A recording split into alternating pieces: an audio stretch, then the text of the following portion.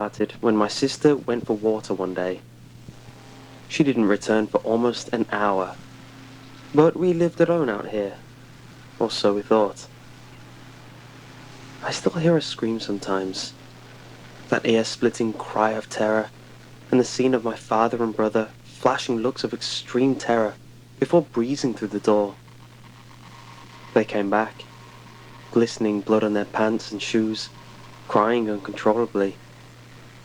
They had found nothing left of her but a few bone splinters, her ripped clothes, and a puddle of blood. Things were never the same after that day. Mother never really spoke again after seeing her daughter's remains. The next person to go was my father. Our food was running low and we were snowed in, so we couldn't go to town. He grabbed his rifle and took to the wilderness around us. He didn't come back when we expected him to. My brother and I decided that we would go search for him in the morning. There was no need to go out then. Around 1 a.m., I was dozing in a kitchen chair when there was a low guttural sound from outside the door. Then, a resounding bang, bang, bang on the door, and then a loud thump. A flash of a mottled black-furred creature on two hind legs sprinted past my window. That set me off. I screamed at the top of my lungs until my brother ran to me and asked what was happening. I recounted the story to him, and he grabbed a rifle and handed me one, then motioned silently towards the door. He made to open it, and cracked it open very slowly, and gasped in fear.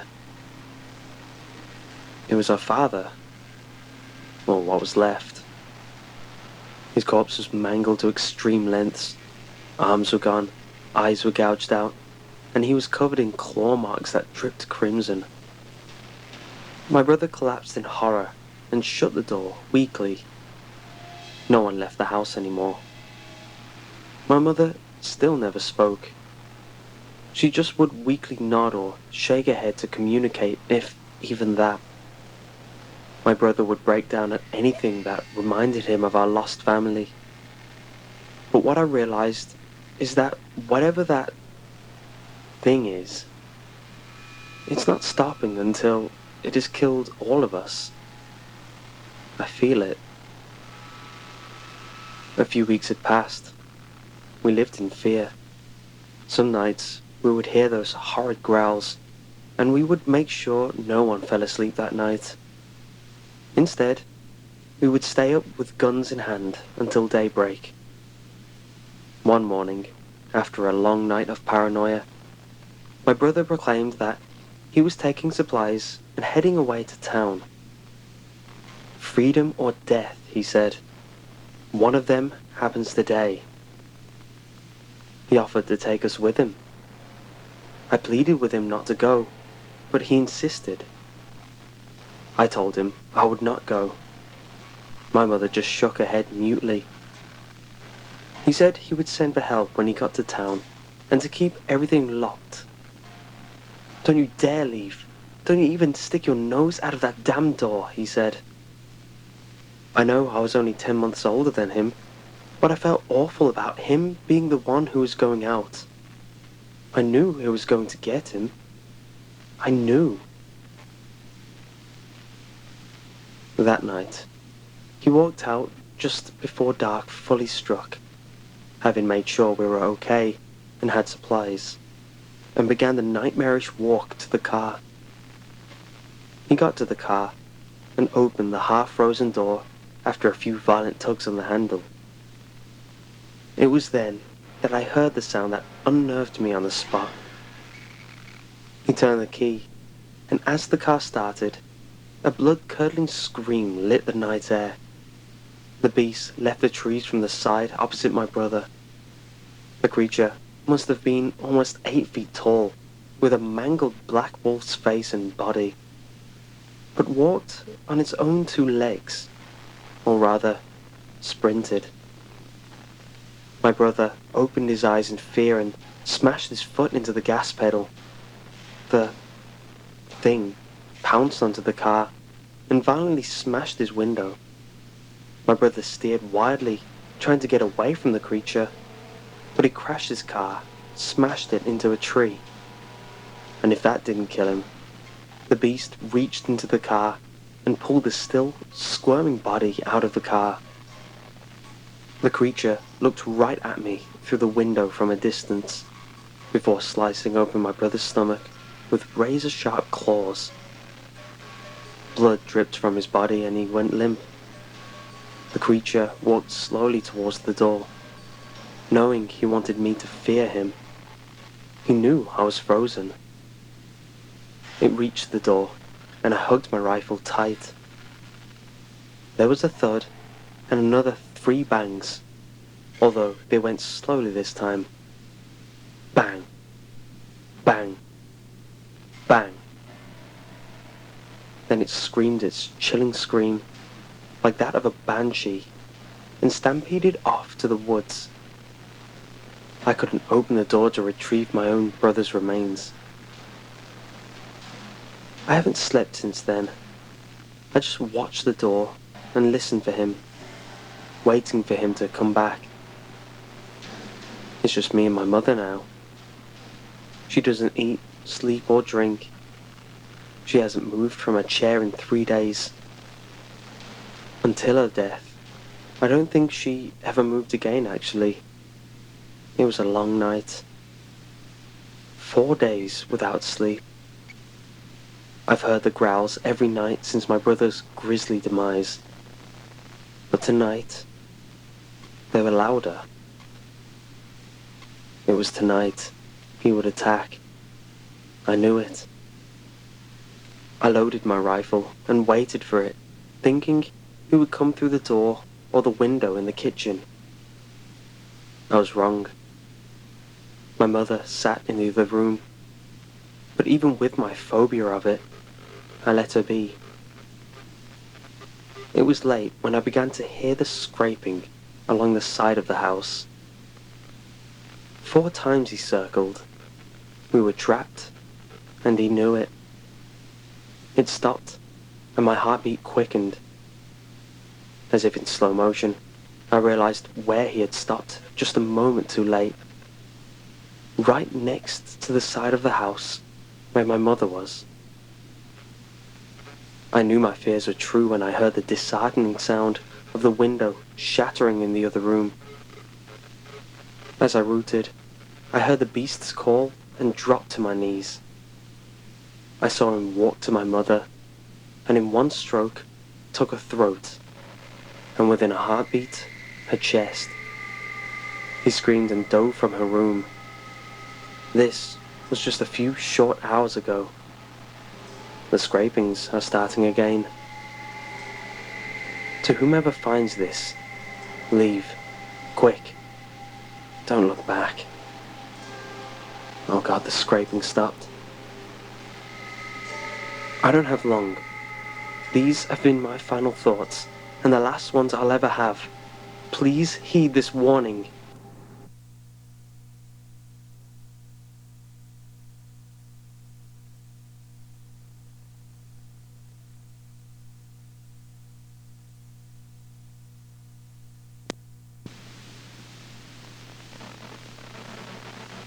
My father told me a story once. I'll never forget it, for a few reasons. I think it's the first story he ever told me as a child. It's also the story of how my grandfather died. But honestly, that isn't the reason. You hear stories on TV, or sometimes you overhear something in a public space. People talk about ghosts and aliens, and you think to yourself, that isn't real. They're making it up, or they're mistaken, or they're crazy, or something like that. You just can't believe it until something happens. Something that brings it all together, connects the dots in a way you didn't think of before. Maybe it happens to you. Maybe you hear the same story again and again, happening to different people. It doesn't take long for the world to become a lot bigger than you thought it was. As I said, this is a story my father told me, but I never believed it, even though he swore up and down it was true. It wasn't until I started clicking around the internet I started to believe. I started to hear other stories, just like the one my father told me. It didn't take long for me to believe in the rake. That's not what my father called it, of course. He never used the internet in his life. He wouldn't know what the consensus has taken to naming it. When he chose to call it something other than it or that thing, he called it Skinwalker, after the old Cherokee tale his grandfather told him. But I'll tell you the story, the way he told it to me. We were out hunting one night, he'd tell me. Coyotes. We kill 'em for $50 a skin. They lived on a dairy farm in Ohio. They killed calves sometimes. We'd do it every night because we needed the money. Sometimes, while we were out, we'd come on a deer and kill it. Our landlord didn't mind, and it could feed our family for a few nights and save us some money. Anyway, we were done making our rounds and heading home, walking, because we didn't have a car or some four-wheeler back then. We'd cut through the woods. That's when we came upon it. Blood everywhere, splattered on the trees, in the grass, in the creek, everywhere. At first we figured it was a pack of coyotes. We'd seen it sometimes. They can't scavenge and start hunting deer or cattle. The worst was when they bred with feral dogs. But this wasn't like that. See, when a pack of dogs or wolves or coyotes attack something, they do it right. They'll pick off one that's weak, or sick, or old, or just small. They'll hunt it, draw it into a corner, some place it can't get out of, and they'll run it right to the biggest one, the alpha. And that deer will never see that alpha. It might hear it, but it won't see it. It'll just notice that its throat is gone, and then it'll drop dead. It's quick, it's clean. That wasn't what happened here. Something had run up on a den of deer. Coyotes won't attack a den. Wolves neither, because they'd get too much of a fight. There were 3, I think. 3 bodies, just torn apart. You'd see a head here, a leg here, a torso there. Predators don't do that. They don't leave behind scraps. What had done this hadn't done it for food. It had done it for fun. But we didn't know that. We saw a bunch of carcasses, and we think it's something we gotta take care of. I remember my dad telling me to go home. He thought it was a pack of feral dogs. But I wasn't leaving him, and I was damn sure I wasn't walking through 2 miles of woods alone, with nothing but a .22 and a pocket knife. He was 13 at the time, so a .22 was about the only gun he could reliably use. Dad had the shotgun, and I wasn't going anywhere without it. It took me a while to convince him, but finally we began tracking whatever did that. It wasn't hard either. We just followed the blood. Either that thing bled a deer before it got away, or it dragged one for a mile. I don't know. I know that I'd never seen my dad so scared before that night. We started hearing noises. I've been in a lot of woods in my life. I've been all over the world, and ain't never heard noises like I heard that night. I heard things screaming. Heard deer and fox and rabbits and raccoons and birds. Just scared. Keep in mind, this is maybe 12 or 1 o'clock. Except to the fox and some birds, nothing was supposed to even be awake. But they weren't just awake. They were moving. I saw flocks of birds that night fly straight into trees, just trying to get out of there. We came up on a pack of coyotes, nearly shot a couple, thinking it was what we were looking for. But then we saw they were running towards us. They ran right past us. Didn't even notice. Then some deer did the same. Then some rabbits, squirrels, foxes, even a couple wild hogs. These things were supposed to be eating each other, and the only thing they cared about was getting out of there. We should have put it together that maybe whatever we were tracking, it wasn't something we were supposed to see, and it wasn't something we could kill. I don't know why we didn't just go home. I guess we were curious. I think that was my dad's nature, to go to war trouble, to fight. And knowing what I knew about my father during the war, my nature was to stay close to him. We finally get to an open valley. It was normal, a soy field, but it wasn't in season, so it was just flat dirt. We saw the tracks then. A lot of the animals fleeing the forest had paved over the land. But where that deer blood was, nothing had taken a single step, like they were leaving it for us to find. The tracks were shallow. Whatever it was couldn't have weighed more than 100 pounds. But that didn't mean much. A bobcat weighing 40 pounds wet nearly tore out my damn throat once. All that means is that it's quick and hard to hit. So we followed the tracks, and it doesn't take us long to find where it is. There's this old schoolhouse that sits on the top of a hill. Half of it had been ripped out by a tornado. Nobody lived there, not for a long time. We caught homeless people in there sometimes, or druggies looking for a safe place to shoot up. We figured maybe that was it.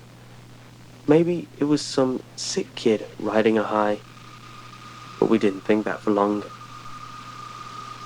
We get within 50 yards, and we hear this noise. A screeching kind of sound. It was sort of made up of two different sounds. One was a high-pitched screech, another was a low-pitched growl. It was making both at the same time. We get within 20 yards, and we hear this sound. I can remember thinking that it sounded like paper being torn apart, while someone was swinging water in a bucket, back and forth. My dad looks at me, kneels down, and whispers, "I gotta stay behind him, 'cause we're about to corner him." Any animal will fight when it's cornered, especially when it's a predator. But we can tell by the tracks that it's just one. He tells me it's probably a single feral dog, probably rabid. The plan is to sneak up on it while it's eating, shoot it, and then keep shooting it till it don't move anymore, then slit its throat. If it gets to Dad, it's my job to shoot or stab it or get it off of him. So he walks up, and I'm right behind him, just a tad to his side, so I can see what it is. I wish to this day I hadn't. It was leaning over a carcass, tears off its flesh, and throws what it doesn't nibble aside. There's blood all over the brick, glistening in the moonlight. It's pale, white, human-looking, but not quite human. It had arms and legs like a human, but it sat like a monkey, hunched over. Its hands were normal. It had long fingers with claws at the end. So we see that, and my dad hesitates.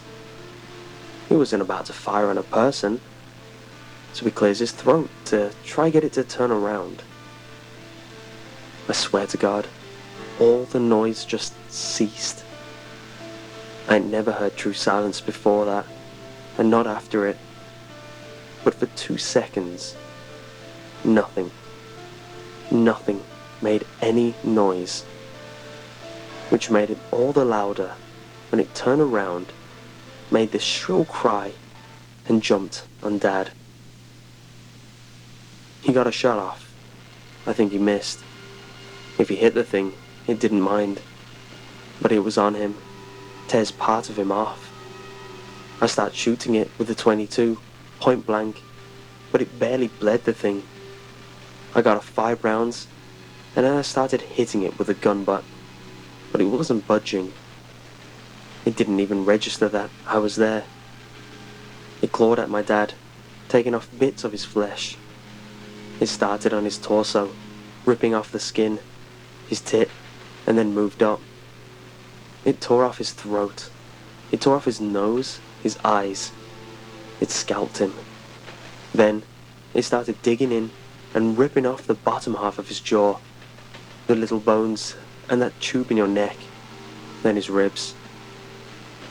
I don't exactly remember what happened, but somehow my dad's knife ended up in this thing's shoulder, and my dad ends up on my back. I'm running, and by God, I'm running faster than I'd ever run before or after, and it's following me. I end up back in the woods, opposite the ones we've been in. I'm heading towards my landlord's house, because it's half a mile away. I can hear this thing, screeching and moaning. I hear the tree branches crack and get thrown around.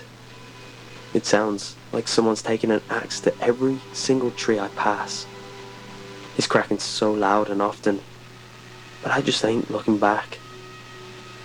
Finally, I trip into gravel. I look up, and there's my landlord and a bunch of his buddies drinking around a campfire. I scream and I cry, and they come over. I'm telling them to call an ambulance, but he looks at me, and I'll never forget what he said. "What's that on your back?" he asked me. Just as he said it, he saw one of those god-awful flannel shirts my dad wore everywhere. It was what was left of my dad. Most of his head, his torso, but nothing after the waist. Suddenly, we hear it, screeching. He grabs me. My dad gets thrown on the ground. I'm fighting him, crying, because I think we can still save him, somehow. But my dad had been gone before I ever picked him up. He has to pick me up and throw me inside before I come with him. He and his buddies were all inside, and they're locking doors and getting guns. The landlord's asking me, "What happened? What happened?" But I just don't know what to tell him. He pieced enough of it together to understand that there was something dangerous out there. All the lights in the house are on, and someone calls the cops. They'll be there, but in 15 minutes. We look outside and see it walk in front of the fire they've made. Don't know what it is. One of them says it looks like an ape. Suddenly, something goes through the window. We shoot at it, but it ain't the thing. It's my landlord's dog. Just the body though, not its head or legs. We start pushing things in front of the doors and windows when we hear something in the garage. I remember one of his friends saying that the doors were open. We hear metal and glass just get ripped apart. We put a couch and a TV in front of the door to the garage. It banged around some more, but then it got quiet. Not silent like it was before.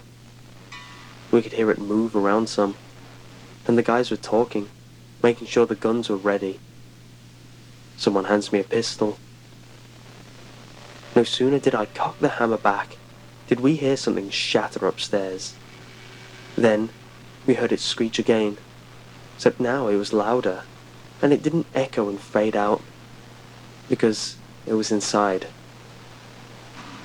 We all rushed to the one door leading upstairs, and we got to it just as the thing did. It opened it just a bit, and 4 or 5 men just slammed into it. He got his hand through. Someone with a shotgun took care of that, put the barrel right up to its wrist, and pulled the trigger, cut its hand off clean. That only ticked it off, though. He started pushing on that door, clawing. We were on the other side, pushing as best we could, and it was on the other side, doing the same. That wood just wasn't going to hold, so someone tells us to keep our heads down. Suddenly, the top half of the door is just gone. My ears are ringing, and there's splinters everywhere. 2 or 3 of them just unloaded on the top of that door. I don't really know where it went after that. The police got there. I was still glued to that door, what was left of it. The sun was up before they got me off of it. They put me in a hospital for a while. A lot of people talked to me, but I didn't talk back. Not for a long, long time. When I got back home, I got a job from the landlord, working on the farm. We didn't talk much, not about the thing, but I signed up for the army when I was 19, and he sent me down to drink some scotch as a send-off. I asked him, right away, what the police told him. The story they went with was a wild animal, probably a wolf, or maybe a bear that had migrated north. I asked him how they could say that when they had the hand. He looked at me, stunned. He tells me that the hand never made it back to the station. The cop who had it in his car wrecked, drove into a tree, died on impact. The hand was never found, probably taken away by an animal. The cops, when they would acknowledge the hand existed at all, said it was simply the paw of the bear that looked like a human hand. I never talked to the landlord again. He went missing when I was in basic. The cops never found him. They said he owed some people some money and just ran away. But I don't think it's that simple. I never went back to those woods. I wouldn't, even if I had the whole goddamn US Army at my back. But that was a lie. When my mother died, I don't think my father felt he had anything left, and that he might as well settle old scores. He went to those woods. He never came back. The FBI was called.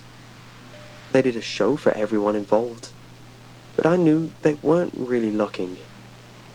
I had to get one drunk and slip him a few 50s before he finally told me that they get a few calls about those woods every year, about someone up and vanishing. But that was all he wanted to tell me, before he got up and left with the rest of his team. He wrote "The Rake" onto a napkin. I didn't know what it meant until I searched for it on the internet. Honestly, I would have rather not known.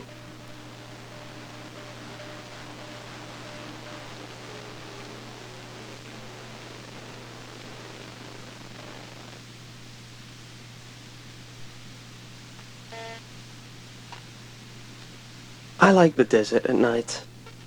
They say it's dangerous to be out here, but I like it. It's good to sit by a campfire and drink a beer, out here where there isn't any noise or traffic.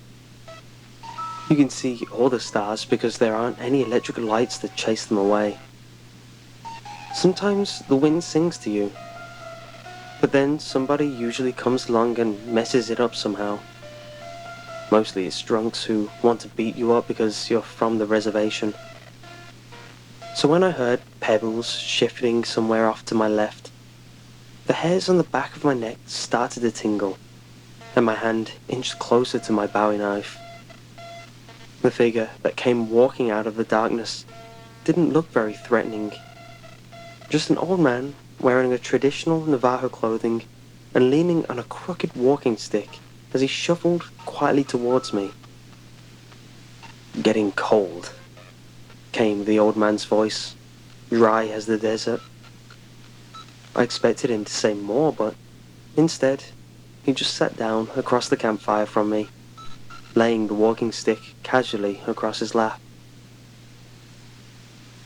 There was something about him that made me uneasy, but my apprehension increased when his hand vanished into a leather pouch that hung from his belt. He pulled forth only a crumpled pack of cigarettes, holding them slightly towards me. "Smoke?" "Sure," I replied, as my nerves began to relax. When he tossed me the pack, I noticed there were only 2 cigarettes left inside. I took one and tossed the pack back to him. I held my chrome Zippo towards him, but he instead took a wooden match from behind his ear, scraping it against a small grey rock that dangled from a leather cord worn around his neck. The sudden flare of light illuminated his ancient, weathered face, and his eyes seemed to sparkle eerily for a moment. Then, he sat smoking, silently. "Dangerous out here at night, you know," he spoke softly after a while.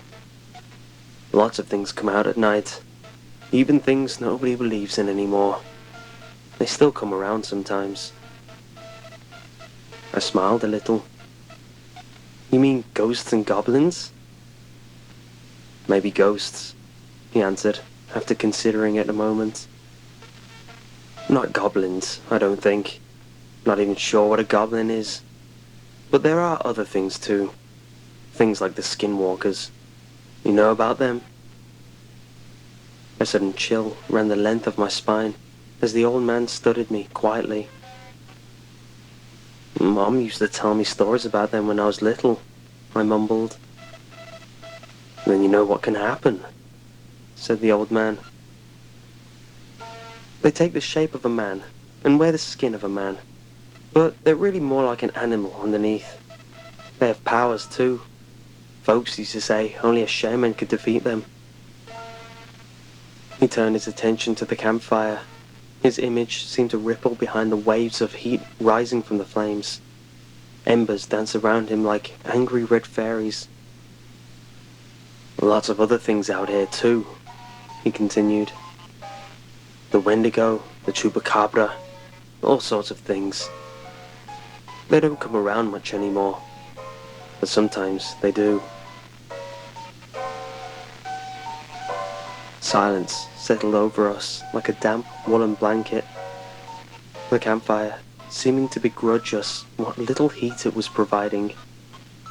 The stars, twinkling above, seemed suddenly to be laughing silently, sharing some sinister joke among themselves.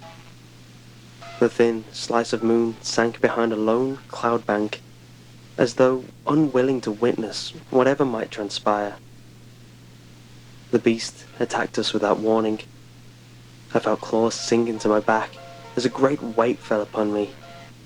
Then it was gone, and I rose to see the old man falling backwards. Whatever was on top of him wasn't visible, but I could see jagged rips appearing in his clothing and in his flesh. Then suddenly, he was thrusting the walking stick upwards, and there was a terrible screeching sound. The creature fell backwards into the fire and became visible as it writhed in the flames. I can't really describe it. Imagine a pale white maggot taller than a man, its bloated, mushy body bristling with claw-like barbs, something like a mouth at one end, with rows of shark-like teeth lining the inside. A clump of black eyes that seemed completely lifeless as it rose from the fire and again hurled itself towards the old man. I'm not a hero. My brain was screaming for me to get out of there, to just run anywhere, to just get away. But then I heard the old man's screams, and I saw the empty cigarette pack lying crumpled on the ground, and something inside me stopped shaking and started getting angry instead.